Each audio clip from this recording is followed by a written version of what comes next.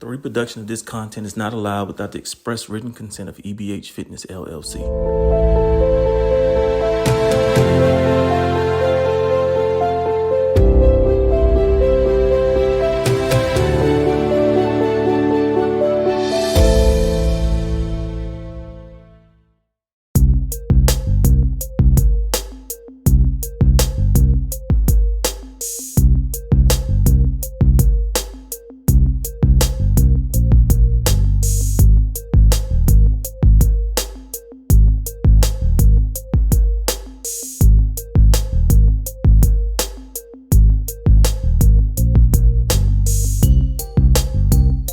I'm Dr. C. Victor Herban III, and I'm taking it to the house.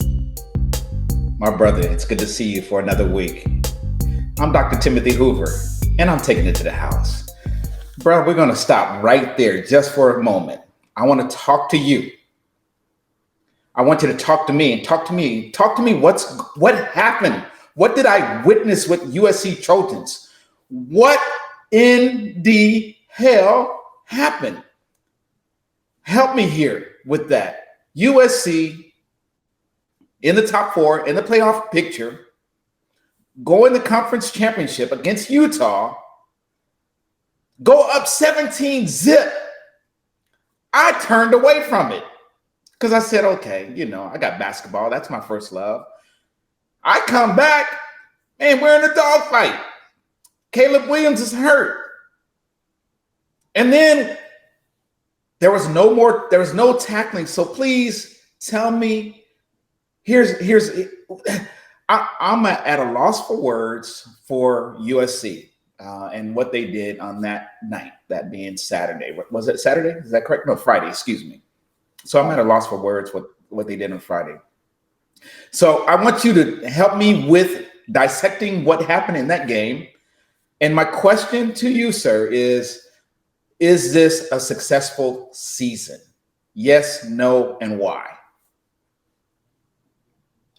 I will tell you what happened to USC as soon as we find Marco Polo. After the first quarter, they were done, man. And people don't remember. Look, Utah's a bad boy. They are that brother on the block they warned you about. And people were slipping and sleeping on Utah. Utah is the only game USC lost. Utah was the preseason favorite to win the Pac-12 championship.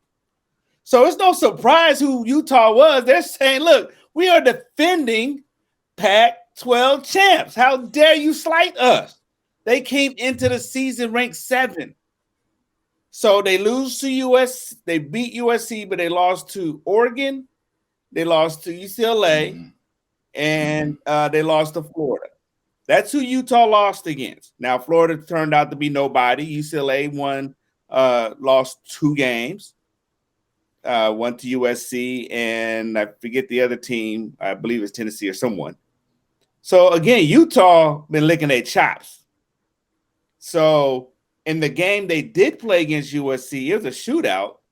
The loss was they won 43-42. So USC came out firing all cylinders, which they should have because they had something to prove. And Utah you said there's a dog fight. And then they realized the dog was no longer in that fight. Or that fight was no longer in the dog because Utah took their soul. They exercised whatever demons they needed to do, and they played with them like they were on a playground somewhere. But I'm not disappointed. I'm not disappointed. We overachieved this year. We did far more better than I expected us to do. Considering last year we only won 3 or 4 games. I mean, so to even get to the Pac-12 championship game was not even on the radar. I looked at this year as a rebuilding year, new head coach, put in a system. We've dealt with mediocrity for the last 10 years. So I was happy just being part of a conversation that said, wow, USC could be in the top 10. I wasn't expecting us to be top 10, top 25, yes. Top 10, no. Top 5, whoa. So when that happened, expectations increased. And now the discussion happens around college football playoff.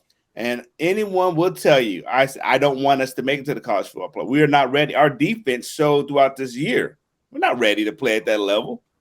To get embarrassed by Georgia, we can score all day, but we can't stop anything. So that would have been a very physical matchup. That would have been extremely hard to watch. So I'm not disappointed on what USC's season. I am disappointed how they showed up for the Pac-12 championship game because now all eyes are on you. But I definitely believe it would have been a different game had Caleb been healthy. He's a Heisman hopeful. They've already released the Heisman finalist today. All indications point that he should win the Heisman. But I'm not disappointed by the season. I'm disappointed how the season ended. I wish we would have had a better showing. And then the other side, it definitely adds the criticism to the college football playoffs. I liked how TCU's coach stated. So how do I get penalized for participating in a championship game? If you have the regular season games, 12 games, everyone plays 12 games, and then at the end of those 12 games, everyone's rated 1 through 4, what have you. Then you have those teams that had distinguished themselves, set themselves apart to participate in their conference championship game. So I should not have nothing to lose. I've already showed you I won every game I needed on my regular season. Now I make it to the pinnacle of my conference when when majority of the rest of the league is not even playing, and I lose and I get busted out of the college football rankings. I think that's unfair. So there's another piece there where, if anything, they can use the regular season as the playing game, and then the winner of your conference championship can get seeded. That's fine. But at least everyone's playing for something. Even a Utah should be playing for something other than just the Pac-12 championship. So if they had it where the winners of these conference championships make it in automatically, all right, now you're seeded.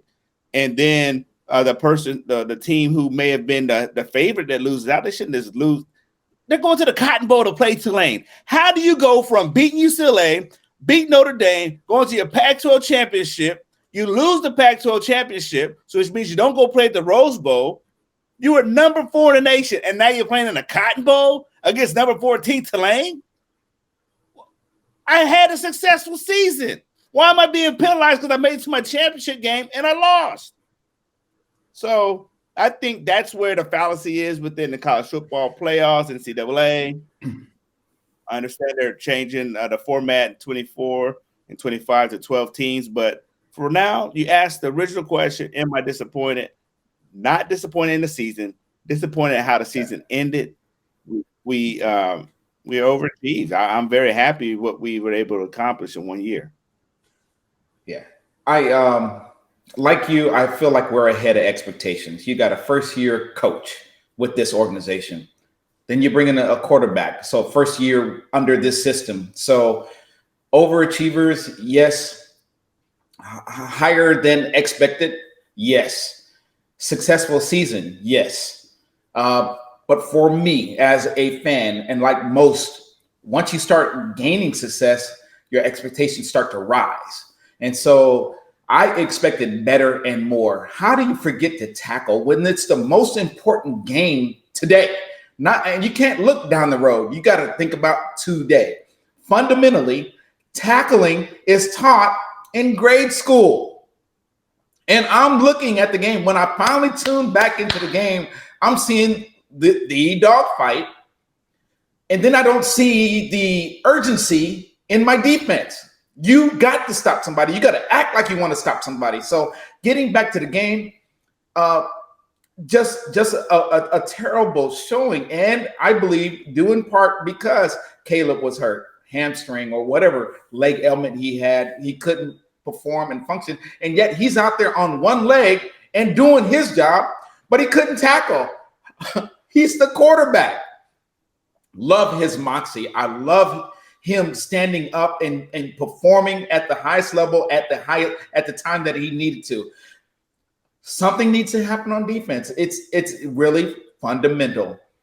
Too many times in that game, I'm seeing guys trying to get the big hit, the blow up hit.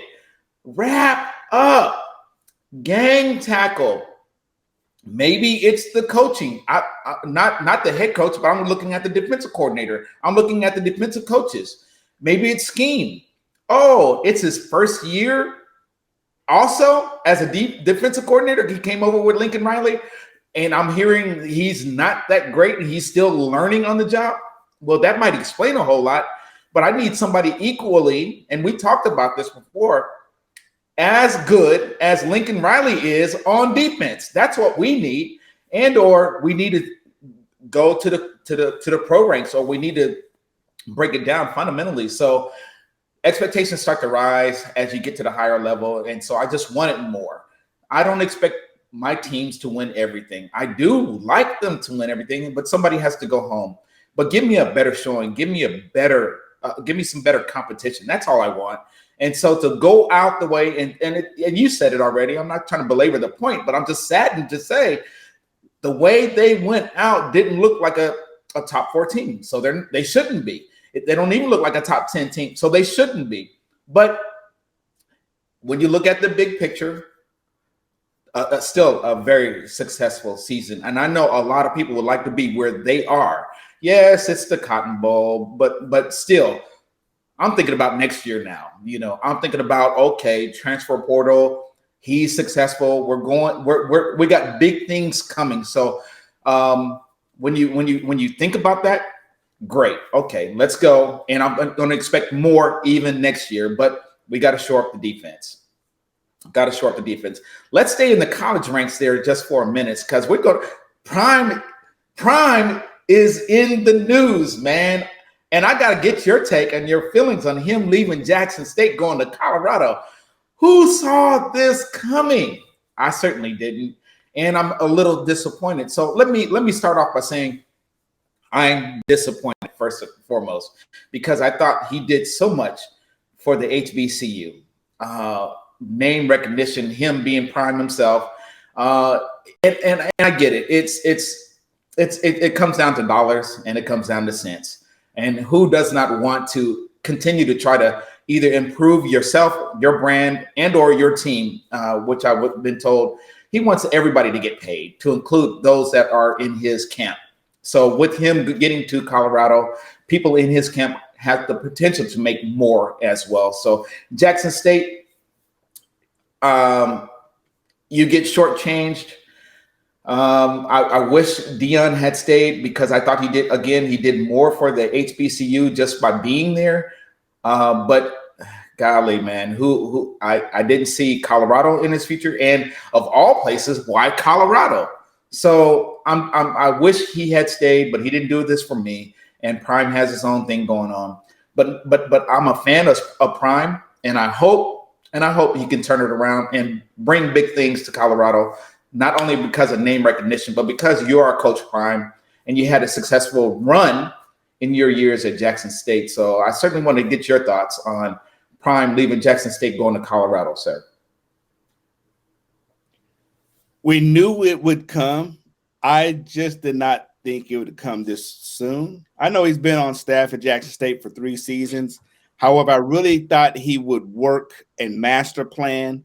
When I say that, he had the momentum that many other HBCU coaches do not have. He has the momentum, the influence, the power, the voice, the charisma, that I thought his ultimate goal was to bring a level of, not legitimacy, because it is real football, but get that recognition and allow the level of play to be commiserate with what we see with the Oklahomas, the SCs, and Alabamas.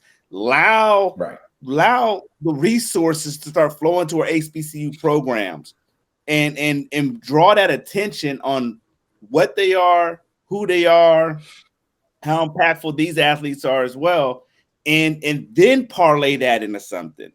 Why not lobby and be so powerful where he's able to have a Jackson State or the SWAC now be indoctrinated to the SEC, or the MEAC being indoctrinated to the ACC. Something where his influence is so strong where it brings that visibility.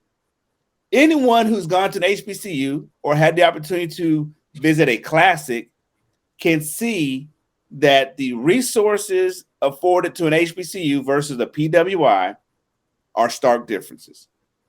It make no bone. I went to Southern Cal, class of 98, and you can, once you go on our campus, you can see where that alumni money and that dollars and what the football program does and how much money is pumped to our university.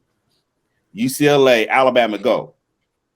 Same time, you go to Alabama, University of Alabama, you go to Auburn University, but then go to Alabama A&M, go to Alabama State. You tell me what's the difference in their football stadium, their football locker room, their football field, the assets, the access and assets and resources their players have in comparison to a team that's up the street. How about go to Florida State and right across the street you have FAMU?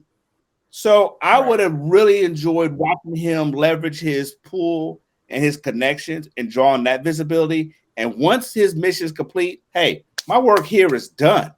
So now when you go to Colorado or you go to an Auburn, the coach that backfills you at Jackson State is not fighting from behind.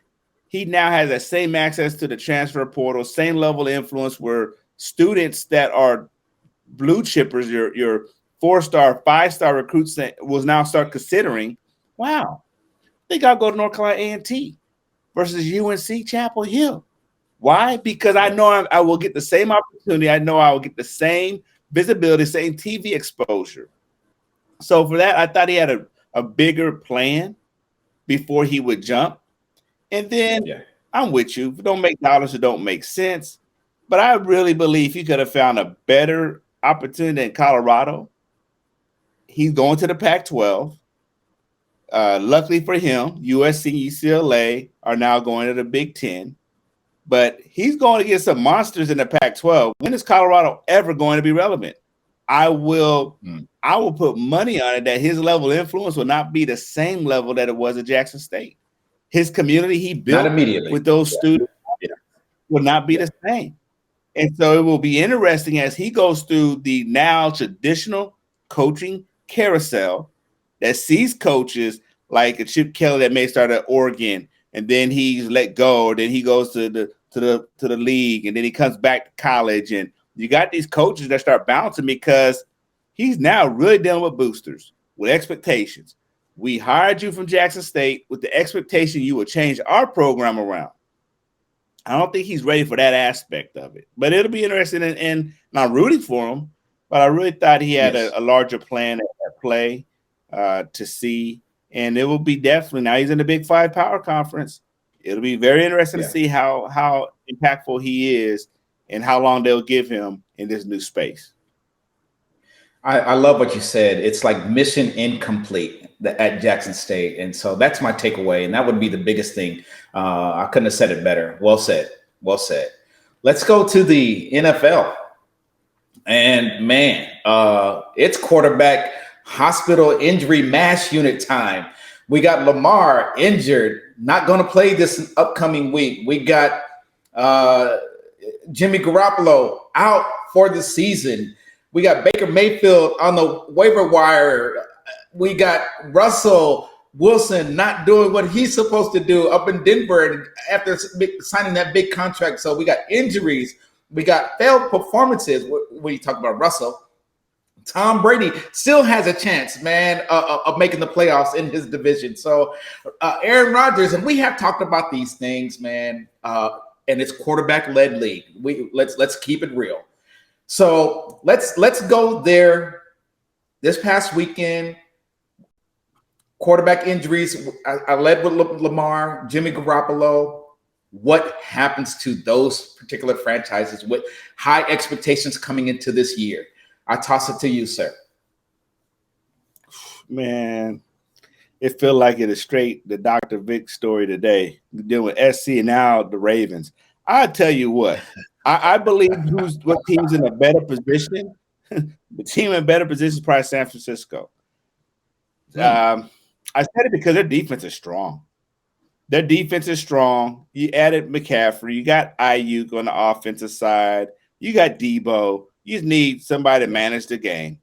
Yeah. And with Shanahan opens that offense up where you got a powerful run game. You can pass it. You got some threats out there. There's someone that can, and he had a line that will protect. So I really believe they are in the best position to deal with they were already playing with the second string quarterback. So Shanahan is a wizard, and I would not put it past him to put some schemes together to allow his quarterback, the third string Purdy, to be successful. And then you look at the division. It's only a race against Seattle. Unlike the AFC North, them Bengals that just knocked off Kansas City, who's got Kansas City's number. The Browns are somewhat still floating around there. It'll be tough sledding for the Ravens. And now we're still dealing with, we got an okay backup quarterback. He came through for us last year, but not to the point where he put up a lot of victories for us. He managed the game. We had a stronger defense, I would think, last year than this year, as evident for not being able to close games. We easily could be 11-1 right now. That's how bad our defense has been and our inability to close out games. Where if he did get injured with the 11-1 record, would it be as catastrophic to the season as it is now? They don't know how long he'll be out. At least they know with Jimmy G he's done. So now you go ahead and plan for that. Either pick up someone off the waiver wire, develop your third string. But with Lamar, it's a day-to-day. They said it's most likely he will not play this week. So then will it be more likely the following week? How long do we play that? Because we're already in week 13. So I am concerned because we're already on that cusp. We're a division leader, but one or two more losses, we're now in the wild card race. And the Bengals have hit their stride right now. This win this last weekend gave them max confidence, where that's a whole nother team. And Jamar Chase just came back. So I think the competition within the division alone poses a bigger threat to the Ravens as opposed to what's happening with the San Francisco 49ers. A couple of weeks ago, you and I talked about Lamar and him betting on himself, at the end of the season. He's a free agent. We talked about it. If anybody has watched this show, how we rave about Lamar and his ability, including me. And we talked about it. Playing to protect himself, play for that dollar, play. And then I said, when you try not to get hurt, you tend to get hurt. I don't wish that. I wish I were wrong, but he's hurt now. How does this injury, it's got to affect his dollars at the end of the season. It's got to. And so I got to ask you, are you concerned about his injury and him getting paid? He's not guaranteed that he's going to even sign with this team. So in my humble opinion, it's going to depend on how he finishes the season and where they end up, whether or not he gets paid. And if he starts sitting out or cannot play, it's going to affect his dollars in the end. So bad timing.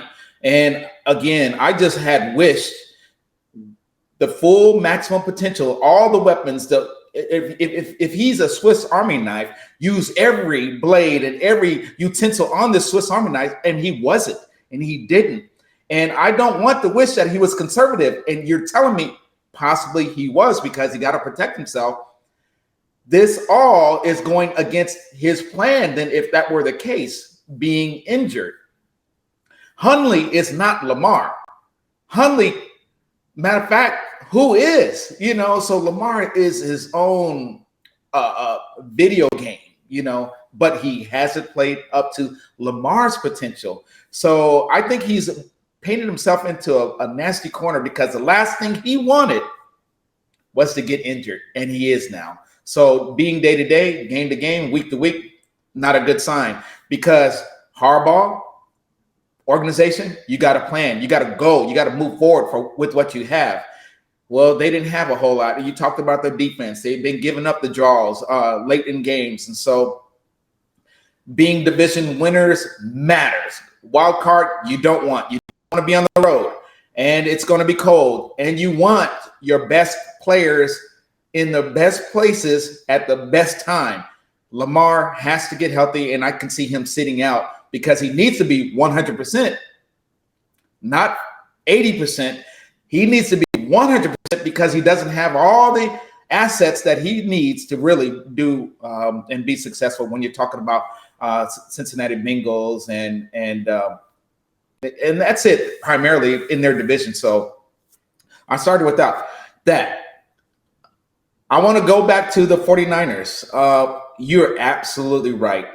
All stars. We got all pros, running back, tight end, playmakers on the receiving end.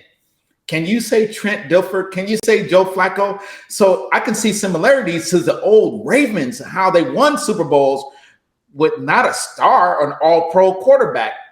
And so that's all Purdy has to do as a third-string quarterback. Oh, mind you, Jimmy Garoppolo, and you said it, he was a second-string quarterback who started without a playbook this season, who wasn't even practicing with the first team. It was Trey Lance's team. And so he had to come up to speed. And I believe Shanahan can manufacture, scheme up, and get Purdy ready.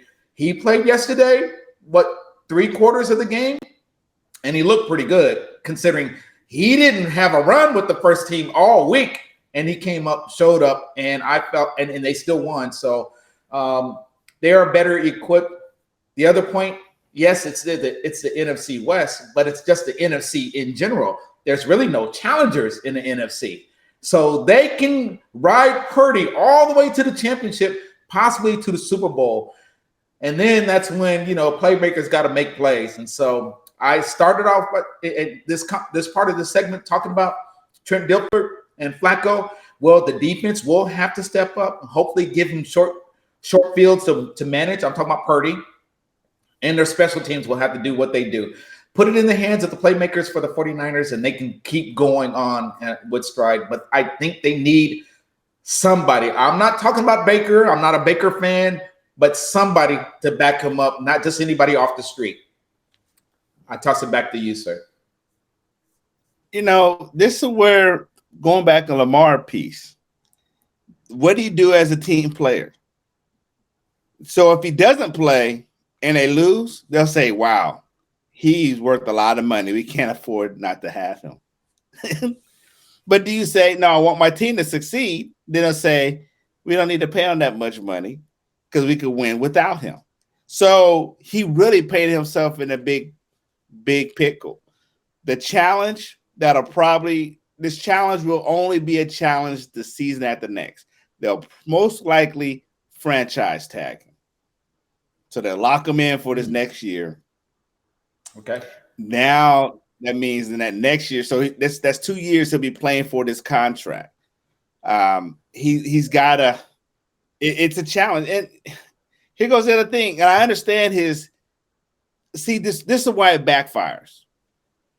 Russell Wilson asked for that money. He peed in the bed.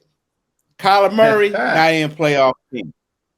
Deshaun Watson, he missed 11 games. Will they even make it to the playoffs? So now you just armed your franchise with saying, I don't think your position's worth that money. You showed me which quarterback has made that money and done something with it. Hell, Aaron Rodgers can't even finish the season.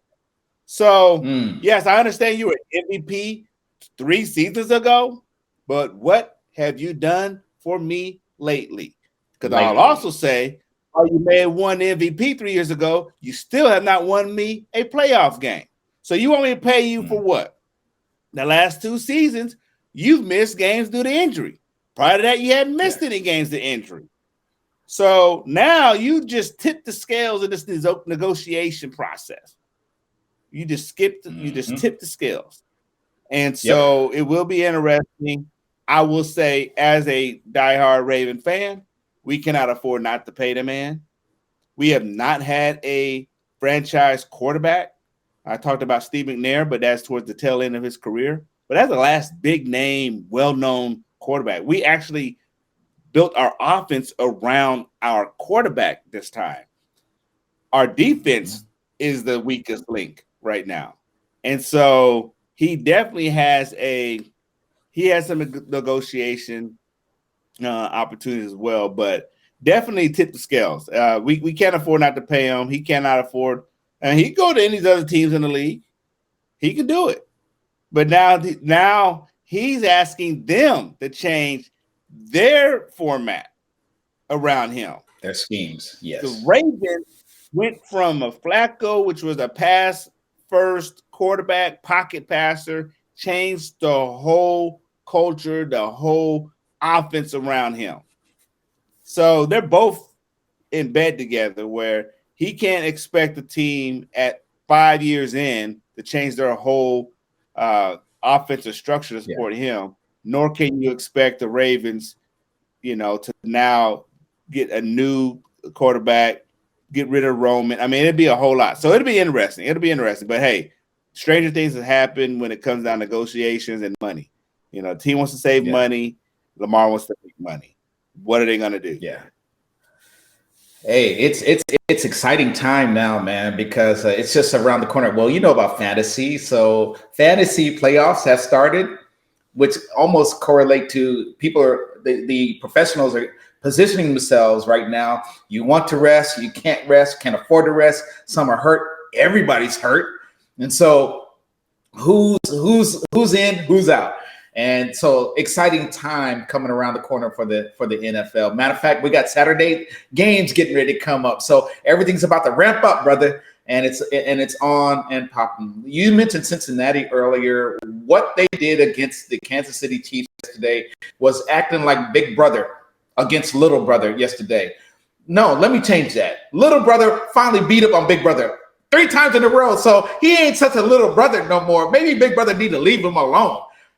The Cincinnati Bengals, Joe Burrow, Jamar Chase, Higgins, Boyd. Oh, man. I don't know how can you stop them? They got a second string running back who looks like a first string running back. How do you stop them? How do you scheme against them?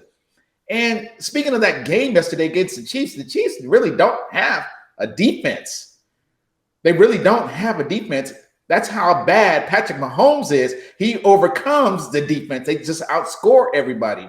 Well, that was a great game for you. Said the Bengals are getting their confidence and hitting their stride right on time. Right on time. So the Ravens and that AFC division there, it's going to be nasty. Lamar needs to get healthy. Don't rush back, brother. Get healthy because them Bengals are going to want to punch you in the mouth, literally. So exciting time. Bro, I want to ask you. No, I'm not going to ask you. I'm going to tell you about your Lakers. I'm going to tell you about your Lakers. You're missing some good-ish, man. You're missing some good-ish. And what you're missing, okay, they're 2 games under 500. I know you are a self-imposed exile from them. I get it. I understand it. But I'm telling you, to see their growth, to see them melding together, to see the ham effect, exciting to play. As a matter of fact, I'm going to tell you how excited I am. My expectations now have risen. We talked about, I didn't see them making, the playoffs. I didn't see them even cracking the 8th seed. No, after what they did against the Bucks on that Friday night, and that's the reason why I was changing from USC. I went to the Lakers and I saw the Lakers play against the Bucks on the road in Giannis' house, and AD outplayed Giannis that night.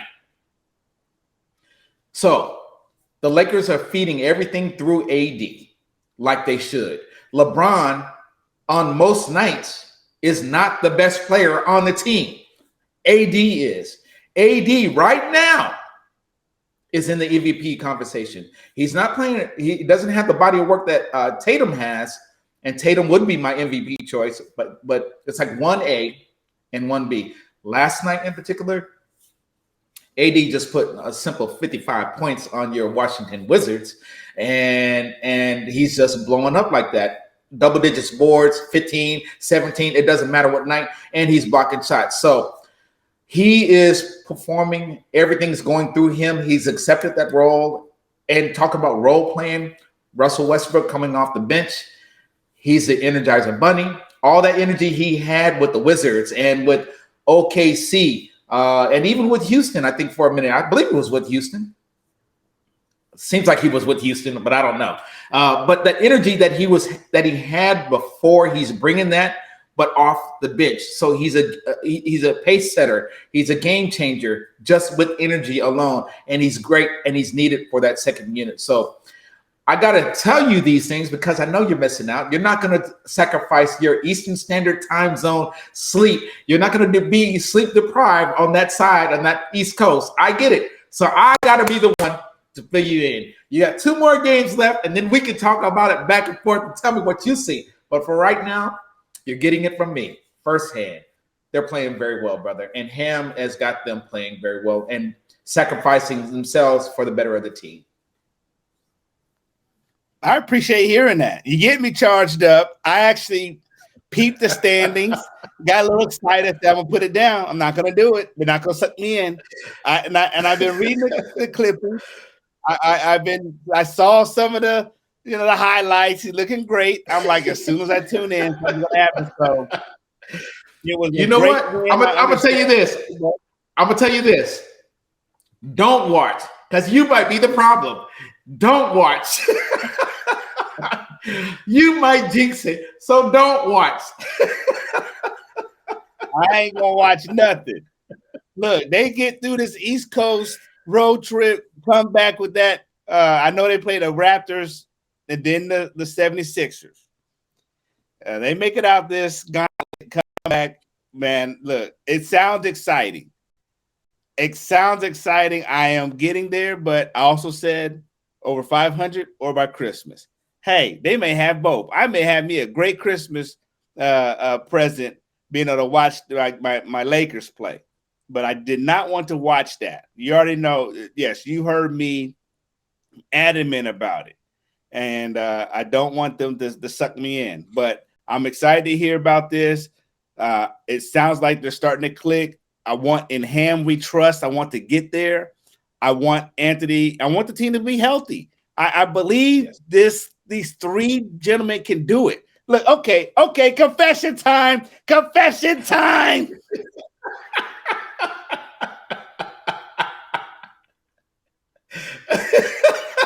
I went to a game a couple weeks ago, and I saw this cat named Lonnie Walker. Yo, who is this dude?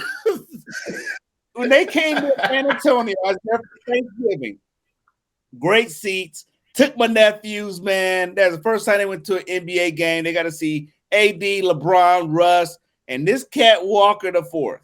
I don't know who that dude was, but if he's part of their trilogy, like that starting 3, dude was something fierce.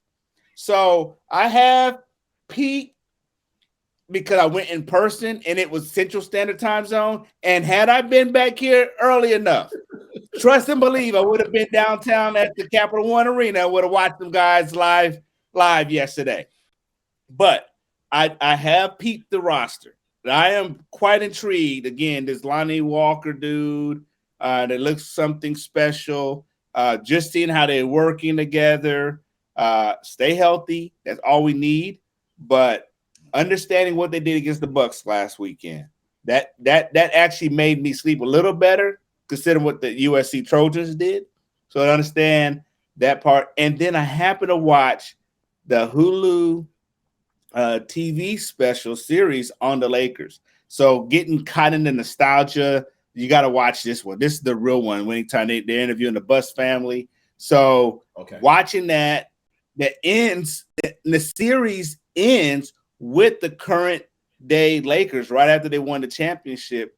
So it is still real time. They take us all the way up from Magic. And I mean, it's really, really great. Definitely worth the watch. So to see that, and in my mind, I'm thinking, wow, I wonder did LeBron and AD, and they were interviewed in this, so which made it even more powerful. and there's a strong Kobe piece in there too.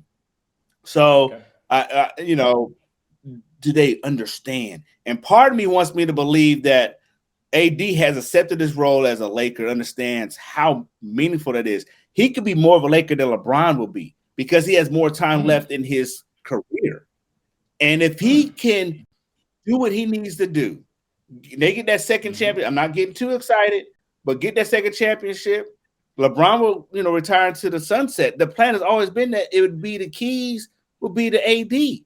And he continues performing like this, man. So it'd be great to see them recover, and what a great story to go from 10 games under 500 to becoming a playoff team, a 4th seed. And I read another article that said, hey, they're only 3 or 4 games out for being the 4th seed, 4th place in the West. So there's opportunities. There's opportunities. Yes, it's early, but it would be great to see a LeBron-led team perform like we've always watched over his 20-year career. Don't shortchange us now that you get to the Lakers. I don't care how many movies you put out.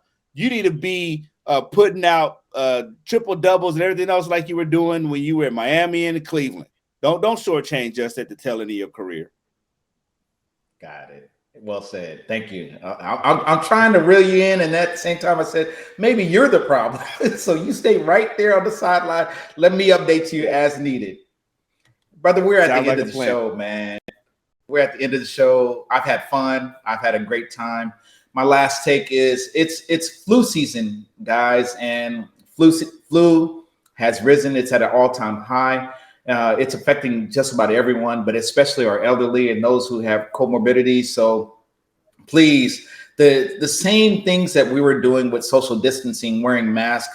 Right now, CDC is saying mask may not be mandatory, but it may. You should actually consider it, especially if you're indoors. If you're sick, not feeling well, stay home, okay? And then COVID is still on the rise. And so vaccinate, hand sanitize, hand hygiene, all those things still work. They still are applicable. And then we got the RSV. So please just be community conscious, with those that are compromised, immune compromised right now. I pray as we go through the holiday season that everybody has a wonderful, safe holiday. We have family that are sick. We have family that are not doing well. We have the bedbound. We have the homebound. We have those in rehabilitation. We have people in the hospital. We got family and friends to be loving and concerned about. Let's keep them in our forefront, in our foremind, and pray for them as well. So that's Tim, me, taking it to the house. And that's it. See you next week.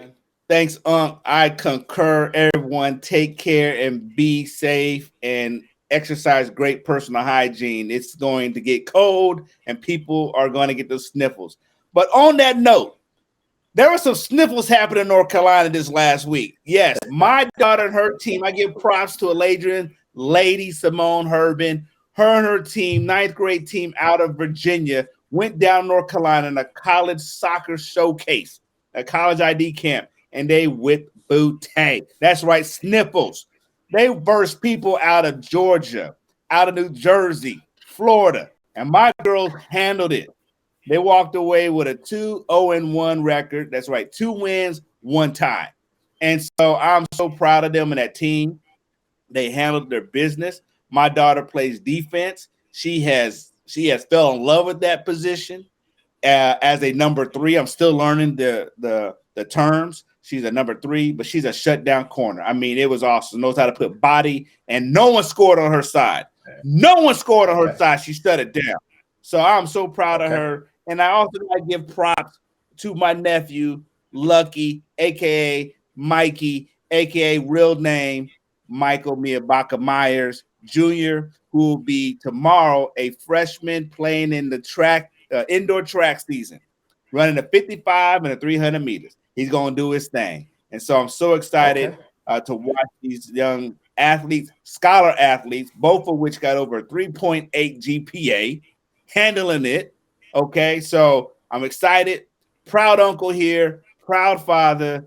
I'm excited. You all support your children, support those kids you adopted, support your nephews, your nieces. Look, they need us in the community. They need to see us. And I'm talking about us as men. Be there. Handle your business and the support. It means a lot. It carries a lot, and it builds memories, and it shows when we're present, big things happen. On that note, let's make big things happen. Enjoy this week as we start this final week of, we just wrapped up the last day of the football season. So I just want to say, everybody, be safe, enjoy you. We had a great time today. Take it to the houses out. Check us out on all our social media platforms. Holla.